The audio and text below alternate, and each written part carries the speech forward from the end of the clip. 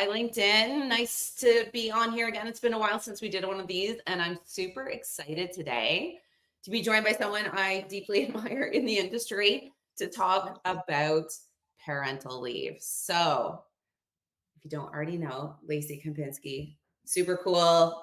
She created an incredible company. I'm going to let her describe it, but I've been following her journey for a while now. So, Lacey, tell us about Balance Thanks, Good. Tasha. Super excited to be here. I feel a little bit like a fangirl because I love all of the work you're doing in the Nonprofit Hive. I think, it just reiterates the importance of connection in this important work that we're doing. So as Tasha mentioned, I am the founder and CEO of Balance Good, which is a focus consulting agency that specializes in parental leave coverage. So what we do is we actually come in and we cover the roles when parental leaves come up. Why do we do this? Because we want parents to feel supported, we want employers to feel supported, and we also want the good work that our sector is doing to move forward. Um, I really do feel like I kind of stumbled into this work through my motherhood journey, which wasn't an easy one. It was filled with fertility treatments that I kept secret from work because you wouldn't want your employer to know you were trying to build a family. It was filled with mental health challenges. It was filled with just like a roller coaster of emotions. And then I finally reached a tipping point after I had my second son, and realized that I couldn't go back into a traditional work environment that wasn't supportive of being a working parent.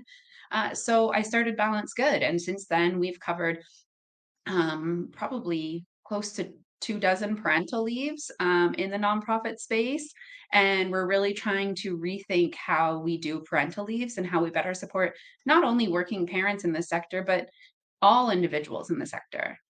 Yeah, I love that. And, similar to yourself, I have hidden fertility struggles. I've hidden being pregnant before, which Mhm. I'm sure I'm not the only one who's done that, right? Because you're not sure what your employer is going to say on the other end or how they feel about that. Or even, and I know we're going to talk about this a little bit, how your coworkers feel about Mm. your parental leave, which is something I think we all feel is too taboo to talk about. So I'm super excited to be talking about that today. If people are watching, want to throw any comments in, Lacey is happy to answer questions. And if you wanted to put where you're from today, Lacey and I are both Canadians. So we also understand Mm. that parental leave here can look very different than our American friends, but also all over the world. Parental leave is I think wildly different in every country, Mhm. which also makes this topic harder in terms of policy or, next steps, what that looks like. So 100%. we're going to kick this off with a super fun. As I said, parental leave doesn't just impact parents. And this is something that Lacey and I were talking about right before this. Um, you know, what do your coworkers think? How did they handle it? What have you seen as you're entering workplaces where they're considering the different options to cover a parental leave or what that can look like? Yeah, I mean, I think, like, I say this is a hot take, but it really shouldn't be. Parental leave does impact the whole organization, whether your organization or your government offers 6-week parental leave or 18-month parental leave. There creates a gap when somebody goes on leave that isn't potentially being filled and the work isn't being supported. So just for example, in Canada, and I do have US stats that I'm happy to share with people if they want to DM me, but there's 1.5 million working moms in our sector, and that doesn't include non-binary individuals, fathers that take parental leave, trans families. So I'm recognizing that this 1.5 million, when I say working moms, is a small segment of who we think of as parents. Yeah. Um, and when these people go on leave, it creates, this gap of who does the work. And typically, who does the work are the people at the organization. And typically, it's people who don't have kids because they don't have these, or people don't think they have these hard stops of, oh, Lacey has to pick up her son at 4, so her day's tight, where, other people might be like, oh, well, they can stay an extra hour to get the work done, but that's not true. I think we need to create a sector that values everyone and what they need for balance equally. And I think when people step away for parental leave, it just if we shift that workload to people who already have full plates, it just continues to push forward this cycle of martyrdom, burnout, and unrealistic workloads in our sector. So, um, we have to think about parental leave as it is going to happen in your organization, and how can we more thoughtfully support it for the whole organization? It's not just about the parent. Well, and maybe that's like a reframe that would be so much easier for everyone to swallow, because it's not just about a single member of the team, but this is like holistically how the whole team can be supported during a Mhm. parental leave, because it is bigger than Yeah. just a single individual, right? Maybe that individual has a certain workload that impacts certain coworkers more than an entire Mm. team, but isn't the reality, I think I was trying to remember, like there's like more than 80% of nonprofits bring in less than 150,000 or something. It was like a crazy number. I have to pull Yeah. it. I have a stat sheet somewhere from, I think I feel like it was Evan gave it to me. But like there's all these small, tiny nonprofits bringing in not large amounts of money, sometimes one, two, three-person teams. Maybe it's 15, but you look at those numbers and go, one person leaving it's impossible for it to not impact and be felt throughout the entire team, even if it's only for 6 weeks, right? Even if it's a very short time frame, that is going to have an impact on your team members. Well, yeah, and then that goes back to the cost of not covering the parental leave, and we were talking about this earlier too. So it's not just about putting, extra work on other team members, but it's also, the potential cost of lost donor revenue, right? Lost revenue, lost productivity, potential turnover, because if you're burning out your team members, they might likely be looking for somewhere else to go. We know that that's a fact in our sector, right? And we know the cost of turnover is expensive. So you have to, I think you're right, Tasha, you have to look at this holistically and think about how does this impact our whole organization when somebody steps away for parental leave, and how can we better and more thoughtfully support it? Yeah. Well, and isn't it it's Veronica La Femina who does some really insightful posts, I think, on LinkedIn about vacancy rate, right? And Mm. if your organization has a 20% vacancy rate, well, you should assume that whatever your strategic plan was is going to be impacted by that. There's no way to have 100%. a vacancy rate. And so in some ways, parental leave is like you can plan what happens here, right? Which I think is so cool Mm. compared to someone's 2-week notice. Hey, I'm out the door. It's very Yeah. different than another cost of turnover, like someone truly leaving your organization. There are things that you can kind of put into place. So, one of the things on our list too was nonprofits improving their parental leave coverage policies. Like, what's the kind of advice that you give? Like, when you're going in and an organization's considering some of the services balanced good offers, like, what are some of the questions that you really recommend they start considering? Yeah, yeah. I mean, first and foremost is we always like to ask, like, what is your parental leave policy? How have you covered parental leaves in the past? What's Yeah. worked? What hasn't? And in most cases, organizations, obviously, some organizations have incredible, thoughtful, amazing parental leave policies, and we're lucky to get to work with some of those organizations. And then there's organizations where they're like, well, we've never really had someone go on leave, or we have and it didn't go well and it was really fumbly, and we want to do different, right? Like, I think there's a lot of organizations that want to do better for their team, but they don't know how.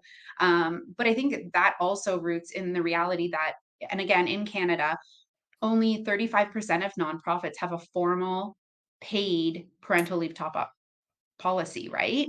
And, like, how many nonprofits actually even have a written policy on parental leave and what that looks like? Or maybe they have a policy, but they don't have the process documented. So those are things we can also help with. But more than that, I think when you set these things up, it helps with talent attraction and retention, right? People are looking for these things. And more importantly, or to me anyways, more importantly, is it helps with gender equity. Where if we don't have thoughtful approaches to parental leave, we're always going to have these challenges of women being underrepresented, you know, in raises, in promotions, in all of these things, in career progression. So, having this thoughtfulness is really, really important.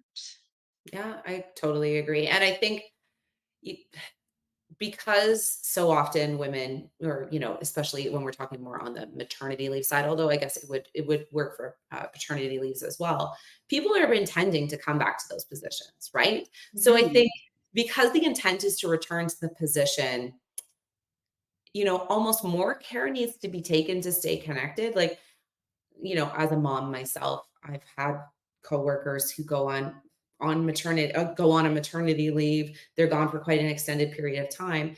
And the general consensus on the rest of the staff who are not parents, and this is part of like that conversation about how parental leave impacts, other people in the organization too, is that there is no conversation to be had with this individual now that they are on maternity leave. And some Mhm. people want that. Some people want to go, I will put blinders on. I have not been here. I do not want to talk to the rest of you for a year. And that's what they like. Some people actually, it can create a really significant disconnect, particularly if they have a position they love and they care Mhm. passionately about. They're not like, it doesn't mean they want to do work, but they are maybe wanting to, does someone want an update every 3 months because that Yeah. matters to them? But I think those are the conversations that I've seen frequently just we're not talking about this. All we're trying to do is fill your position while you're gone, or what are we going to do while you're gone? And how to, it feels like there's quite a disconnect in how we approach even the conversation. Yeah, so true. So it's funny because I would say at least 90% of the leaves we've covered, the person we're covering for wants that communication Yeah. because we are in this sector where, and again, not everyone, but the majority of people have strong value alignment with the work that they're doing. Like they feel the work that they're doing and the mission that they're moving forward in their hearts, and so you can't just turn that off. And just because become a parent doesn't mean you lose sight of everything else that you were before parenting. Yes, perspectives might change, but still that cause is going to be extremely important to you. So just simple things like asking the parent, how do you want to be communicated with while you're on parental leave? And that answer really might surprise you. And then documenting that, right? And, Yeah. it's just as simple as here's some good news updates. We don't need to share what we're troubleshooting with. But, Yeah. if we are troubleshooting and it's a quick solution and that person wants to be communicated with, by all means communicate with them, because and we have this approach that ultimately we're covering that person's role. We're not just covering a role, we're covering that person's role. So we want to do it with the intentionality of how that person would was doing their role and the vision they see for their role. So they want to come back because frankly, a lot of parents take the parental leave break as an opportunity to also job hunt because they are not going back to a supportive, inclusive environment. But if you can start from the beginning of the parental leave, laying the groundwork that we are supportive, we are inclusive, we want you to excel, it's going to make an impact in that retention of your team members. I think, and again, this is anecdotal from close friends who are in the industry who've had recent parental leaves. Like sometimes it's hard to think to yourself, your role can be distributed among your team members and you're not really required, right? Like I think Mhm. that does something Oh in your yeah. head a little bit to go, didn't matter if I was here or not. Yeah, Like, it devalues your contribution that you're making to the organization. And it devalues your team members' contributions, right? Like, really, oh, they have time. They've got, they don't have enough on their plate. They can take on more. And that's not, fair. I think that really feeds back into what, we've seen, I think, across the industry on all levels of, you know, we can always somehow manage this more with less, like martyrdom style, you know, Mhm. plan. And I think we're also not giving much fairness to people who are coming back from a parental leave and their life may have drastically changed, whether this is their first child, second child, fifth child, kudos to those people who manage that, because three is topping me out really hard right now. Yeah. But, Same. like three is too many right now some days. But, I think things have drastically changed. And I don't know that most of us know, work and life has never been more integrated, or the desire for it to be more integrated, I think, is just necessary. COVID has put us in a different spot than we were before. And it feels like this parental leave policies is just such a it's not a low hanging fruit exactly, but at the same time, it's like necessary. It has to be figured out for turnover to stop afterwards. Yeah, and I think even beyond that, so obviously, of course, I agree that parental leave has to be approached with more thoughtfulness if we want to retain the incredible talent we have in our sector.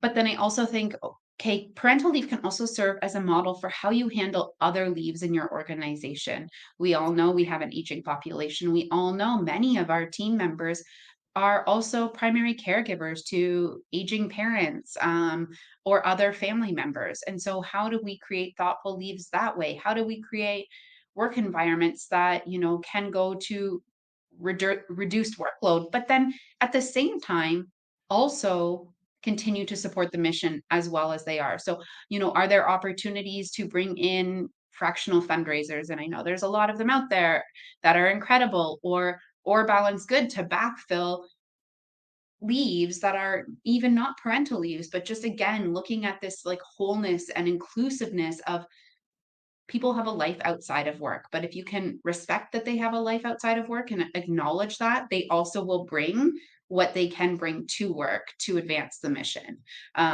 So, and I feel very deeply about that, that if we can just look at people kindly and holistically, we can really move the dial forward on some of the work that we're doing too in our sector. Absolutely. So I know we chatted about this a little bit before, but I think, just, what is that general cost of turnover, within an organization? What do we see as some of those hard costs? I know we were chatting again about this before we Mhm. started. Yeah, so typically, like some studies have said, 35 to $50,000 is like a general cost of turnover. Like when you take in recruitment, training, any like time when that role isn't being filled and the deliverables aren't being achieved. But then in some senior roles, it can go up to, double the cost of their salary just to get that process moving along. And if you have to use a search firm or anything like that, but I think there's also something really important. And it was one of my colleagues who shared this thought with me, and it's really resonated with me, that the cost of turnover isn't just financial. There's also a huge cost to the newer generation of fundraising and nonprofit professionals. When we see turnover in leadership level roles or mid level roles, we're losing mentors and in our sector, right? And so for a lot of junior staff, they're looking up to these individuals and learning from them and taking in so much from them. And then when they step away from their role because they have to or because they want to, it creates this gap in mentorship that can be, crucial, when we're trying to kind of instill a strong sector for the next generation that's going to be coming up into these leadership level roles. So, and like there's not like a physical cost to that we've been able to generate, but there's a huge impact on our sector when we lose mentors and important people in the sector. And I know you mentioned this a little bit earlier as well, but parental leave policies can actually be a pretty attractive. I keep thinking about that next generation of fundraisers. I am like squarely in like the oldest of the millennials section, and there's all these. I don't know if I totally,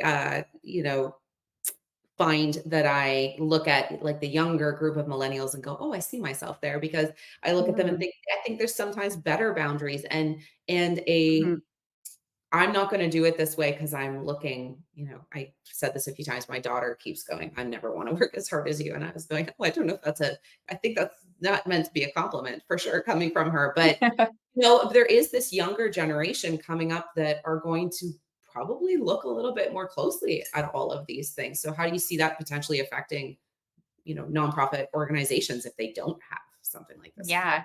Oh, I love to daydream about this topic. Maybe I can like nerd out on it a little bit, but like I have a daughter, and I have two sons, and when they grow up and if they choose to be parents, what does that look like for them? So that really motivates me all the time because there were hard decisions personally that I had to make in my life, in my career, in our family to create the family that I always wanted, right? And those Yeah. decisions weren't easy.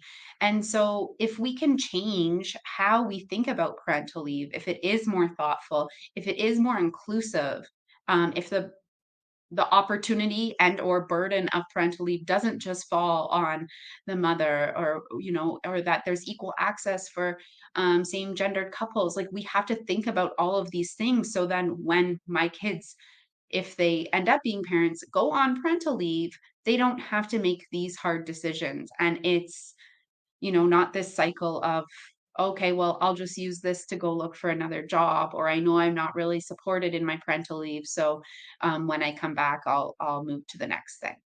Yeah. So when you've seen organizations starting to be interested in these kinds of services that are offered by Balanced Good, what's the range of size of organizations? Do you find it kind of falls within a certain sector? How much coverage are they sometimes looking for? Like, do you have a max and Hmm. min, all of that? Yeah. Honestly, we've worked with like the smallest like startup organizations where they have like maybe a full-time fundraiser that we're covering the leave, or it's like a part-time role that we cover the leave for, to like national organizations that have, multi-level national organizations where we're coming in and filling a specific role. So it really has varied, and that has surprised me. And I think oftentimes it comes down to the culture of the organization. That organization recognizes that they want to do better, and they need to do better. And for some organizations, it really is like a tactile decision, like whether culturally or not they want to do better, they know they have to fill the role because the work has to get done too, because their mission is too important to not fill the role and not raise the money or push things forward. And now with Balance Good, we're not just covering fundraising focus roles. We really, for the longest time, focused on fundraising and communications, but now we've really grown our team so we can expand into program based roles, leadership type roles, director level roles when we think about program development and all of these things, so we can impact the whole sector and not just fundraising. And I'm really excited about that. I think that's super cool and probably very needed because we know that while there's a higher turnover in fundraising, I know as a marketer, this is a report that Evan and Michelle had put out last year. They were noting that marketers were the ones that were Mhm. turning over at nonprofits the highest, right? And I think there's a few different factors that come into play there. But at the same time, you're marketing strategy falling apart for 2 years because you can't keep someone in the role is going to have a pretty big impact as well on how your organization starts generating new interest, new brand awareness, all of those different pieces too. 100%. And we just wanted to say like how as a company can we do better for the sector, right? How can we expand our services to make more of an impact for our whole sector, not just the parents in our sector, but the sector as a whole. I really love, from as someone who brand like I like to nerd out on brands and marketing and messaging and everything. Really that interesting piece that you said about you can see a connection between the nonprofit organization's culture and how good their parental leave discussion is. Like, I think that's a really interesting indicator, right, of an organization that maybe does have a healthy, like if there's a health metric there, I think as well for how you Mhm. care for your employees. And this is a sign of care. Maybe Yeah, you only have a small portion of your staff who ever access this kind of they only have maybe 2 maternity leaves in 10 years, but that doesn't mean that this isn't an indicator of care that you can give to your whole team. 100%. And like I said, it can also serve as a model for other leaves as well, like caregiver leave, health leaves, anything like that, right? But it's again, let's create thoughtfulness in our approach and how we develop these programs so we can support our teams better. Yeah. So I don't want to be remiss because I know we've got a short period of time, but I would really like you to talk about parental leave in a day because I think this is really cool. I know nonprofits immediately are going to go, how do we cover parental leave money? The whole Mm. conversation starts coming up immediately, but you are really putting together a cool new program. Yeah, so our core program really is covering a full role. And so we are at the organization for the 12 to 18 months, or for other, for US based clients, it's, maybe 6 weeks to 4 months. But we've created a parental leave in a day program for maybe organizations who have some junior staff that actually want to jump up in that role and learn the next role while that parent is on leave, or for whatever reason, maybe they are shifting, restructuring, whatever it is, or they're just not sure how to tackle their parental leave yet. We've created a parental leave in a day program. So essentially, it provides you with one-on-one access with me and the Balanced Good team, and we're going to sit down and we're going to actually create a roadmap for the parental leave. So who's doing the work? What are the deadlines? What tools do you need to get this work done? And it's really like a play-by-play book that you can hand over to your team, so they can cover that. And then I think especially in the US, this is going to be relevant because sometimes, unfortunately, with shorter leaves, it's a lot harder to justify bringing in a backfill for the role. But so, Yeah. say if you had somebody going off on 6 weeks, if you don't have any thoughtful plan to this, what's going to happen is this person's going to come back after 6 weeks postpartum. They're already a shell of a human being, and then they haven't had, there's no thoughtfulness on how they return. How can we ease them back into the role? How do we cover if there's childcare, access to childcare issues? How do we cover their role? How do we create a flexible environment? So all of these things are mapped out in our parental leave in a day program. And it was really priced to be like easy to access as well, because if we want to shift how the sector does parental leave, we have to make it these tools accessible. So really excited. Essentially, it runs on a rolling basis, a couple days every month, basically based on like availability of schedules and stuff. But Yeah. we were going to just do it quarterly, but we couldn't because people are getting pregnant all the time. So, we want this as a monthly opportunity. So, like, if you're expecting in September, October, November, now's the time to sign up. Um, and it really is like a low lift from your end, but it's going to have a big impact. Yeah. Well, and I mean, this sector, has the fact is that this sector has more women. It's just, I don't know what I think Mhm. it was over 75%. It's just 77% in Canada. yeah. Yeah. It's so at some point someone is going to be having a baby, physically having a baby, but there's also going to be their partners that possibly work in this Mhm. sector too. So I feel like this just covers so much. You've got a lovely here's our friend Evan jumping in, who Lacey's team covered him, right? So I love that. He's so Thanks, delightful. Evan. Um, Thanks, but Gaia. I really feel like this is just fitting such an interesting need that exists with the parental leave in a day because I think a lot of orgs don't know what to do.